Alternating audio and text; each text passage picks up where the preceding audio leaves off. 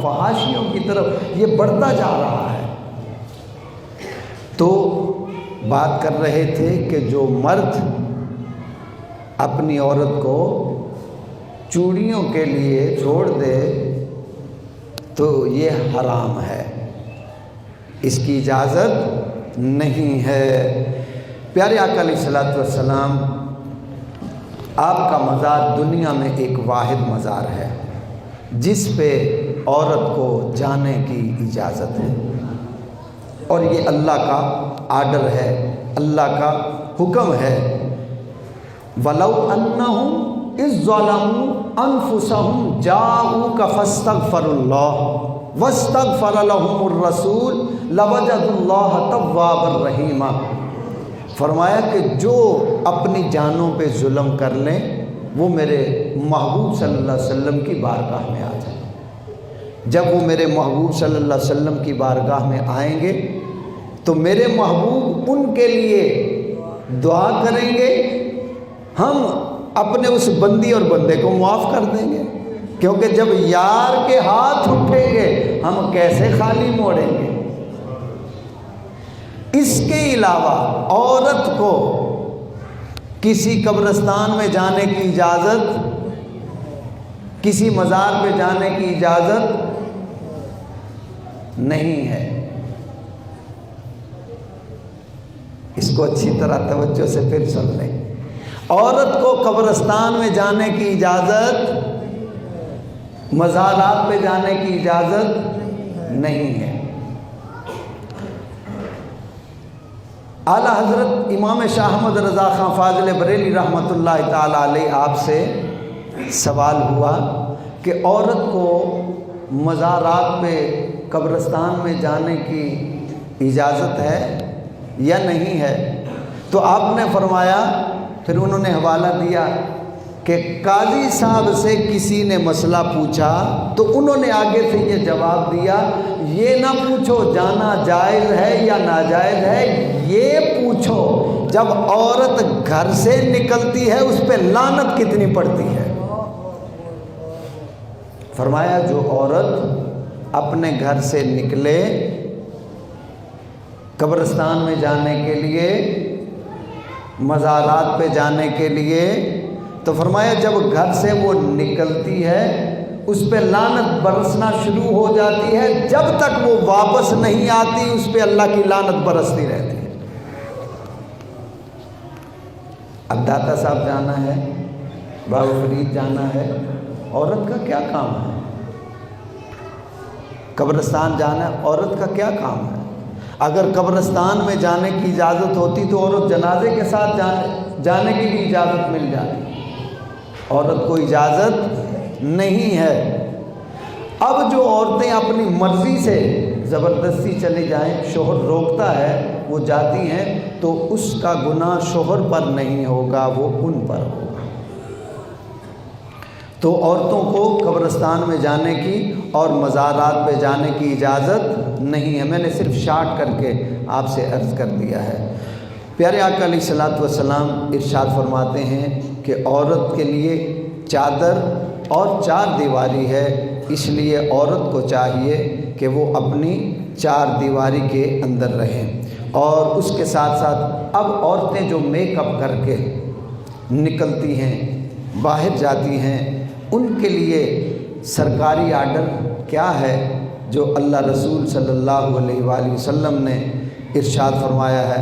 فرمایا کہ جو عورت میک اپ کر کے غیر مردوں کے سامنے جائے گی، اپنی خوشبو ان تک پہنچائے گی، اپنا ظاہر ان کو دکھائے گی، تو اس کے لیے آقا علیہ السلام ارشاد فرماتے ہیں کہ ایک وقت ایسا آئے گا، حضرت سیدنا ابو ہریرہ رضی اللہ تعالیٰ عنہ آپ روایت کرتے ہیں، آپ فرماتے ہیں کہ پیارے آقا علیہ السلام نے ارشاد فرمایا کہ دوزخیوں میں دو جماعتیں ایسی میں نے دیکھی ہیں کہ جو لباس پہننے کے باوجود ننگی ہوگی۔ فرمایا کہ انہوں نے لباس پہنا ہوگا مگر وہ لباس نہ ہونے کے برابر ہوگا۔ آپ فرماتے ہیں کہ وہ میرے عہد میں، میرے زمانے میں، ظاہری زمانے میں نہیں، وہ بعد میں میرے بعد آئیں گی۔ فرمایا کہ ہم نے جب ان کو دیکھا، ان میں پہلی جماعت وہ تھی جن کی گردنیں جھکی ہوئی تھی جیسے اونٹ کی کوہان ہوتی ہے۔ فرمایا کہ ہم نے انہیں دیکھا، گردنیں جھکی ہوئی تھی۔ وہ کون تھی کہ جو دنیا میں اپنے لباس کا خیال نہیں کرتی تھی، باریک لباس، تنگ لباس پہنتی تھی۔ فرمایا یہ عورتیں میں نے جہنم میں دیکھی ہیں جو لباس تنگ پہنتی تھی اور باریک پہنتی تھی، کہ جس سے ان کے جسم کے اعضاء محسوس ہوتے تھے۔ تو فرمایا جو عورت میک اپ کر کے غیر مردوں کے سامنے جائے، جو عورت اپنے آپ کو بناؤ سنگار کر کے غیروں کے سامنے جائے، لباس باریک ہو، فرمایا کہ جس کا دوپٹہ بھی باریک ہو، بالوں کی سیاہی نظر آئے، فرمایا اس کی نماز نہیں ہوتی۔ اگر وہ دوپٹہ باریک لے کے نماز میں کھڑی ہو جائے گی تو نماز بھی اس کی قبول نہیں ہے۔ تو فرمایا یہ جہنمیوں والے کام ہیں، تو یہ عورتیں نہ کریں۔ اب ذمہ داری کس کی ہے؟ آپ مجھے بول کے بتائیں گے تو مجھے پتہ چلے گا۔ یہ ذمہ داری کس کی ہے؟ عورت کو پردے میں رکھنا ذمہ داری کس کی ہے؟ مردوں کی ہے، پکی بات ہے۔ آپ سے میں تصدیق کروا رہا ہوں تاکہ سبق ذہن میں اتر جائے، وہاں سے دل میں اتر جائے۔ عورت کو پردے میں رکھنے کی ذمہ داری مرد کی ہے۔ اگر یہ ذمہ داری پوری نہیں کرے گا تو اس سے کل قیامت کے دن پوچھا جائے گا، تو پھر کیا جواب دیں گے؟ پھر ہم کیا جواب دیں گے؟ ابھی تو یہاں منگنی ہے، مائیوں ہے، بارات ہے، وہ وغیرہ وغیرہ، ہم اس کو سجا کے بنا کے لے جاتے ہیں، اور بلکہ یہاں تک بے غیرتی کی انتہا ہو گئی ہے، باپ کھڑا ہو کے اپنی جوان بیٹی کا اپنے دوست سے تعارف کراتا ہے، جی یہ ہماری صاحبزادی ہے۔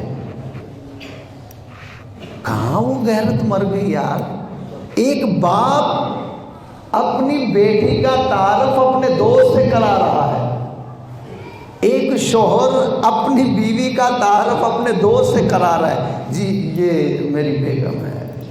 کمال، افسوس ہے یار، کہاں تک ہم آگے جائیں گے؟ اللہ اکبر۔ ناراض تو نہیں ہے نا؟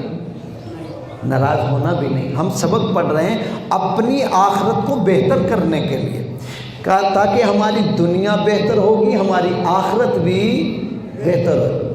اب ہم زمانے کو نہیں دیکھیں گے کہ یار زمانے کا رواج ہے، زمانے میں ایسا ہو رہا ہے، ہم نے کر لیا تو کیا؟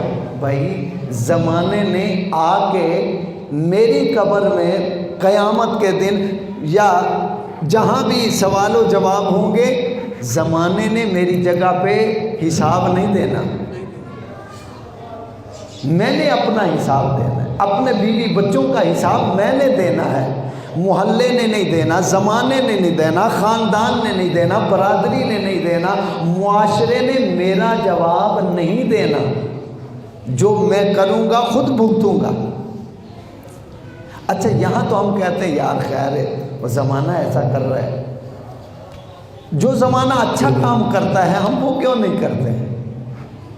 جو زمانہ اچھا کام کرتا ہے ہمیں ان کی طرف دیکھنا چاہیے کہ جو لوگ اچھے عمل کرتے ہیں، ہم دیکھتے ہیں کہ اس نے شادی میں یہ کیا تھا، ہم اس سے بڑھ کے کریں گے۔ ہم یہ کیوں نہیں دیکھتے کہ یار ایک بندہ روزانہ 5 سپارے قرآن کی تلاوت کرتا ہے، میں 6 کروں گا۔ ہم اچھائی کی طرف کسی کو فالو نہیں کرتے، برائی کی طرف ہم بڑھ کے جاتے ہیں۔ یہ بندہ 5 نمازیں پابندی سے پڑھتا ہے، میں بھی جماعت سے پڑھا کروں گا۔ یہ تو کبھی لیٹ ہو جاتا ہے، میں لیٹ بھی نہیں ہوں گا، جماعت سے نماز پڑھوں گا۔